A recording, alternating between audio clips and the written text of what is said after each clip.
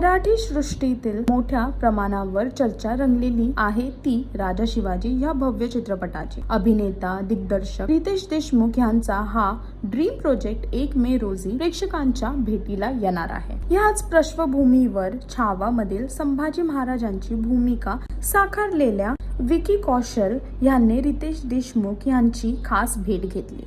दोघांमध्ये ऐतिहासिक विषय, चित्रपटाची मेहनत आणि भव्यता यावर मनमोकळे संवाद रंगला। या भेटीत विकी कौशल यांनी राजा शिवाजी मधील ऍक्शन सीन्सचे विशेष कौतुक करत म्हणले, मराठी चित्रपट मध्ये यापूर्वी असे ऍक्शन सीन्स पाहायला मिळाले नव्हते। हिंदी आणि मराठीतील दिग्गज कलाकारांची भव्य पाहिला आणि रितेश देशमुख यांची मेहनतने हा चित्रपट घरोघरी पोहोचणार आहे आणि विकी कौशलने हे जाहीर करून मन मोकळे रितेश देशमुख बरोबर गप्पा मारताना दिसत आहेत। हा भव्य चित्रपट 1 मे रोजी 2026 ला सिनेमाघरात येत आहे। पाहायला विसरू नका आणि अजून असे लेटेस्ट अपडेटसाठी टेलीचक्कर रिजनलला सबस्क्राइब करायला सुद्धा विसरू नका।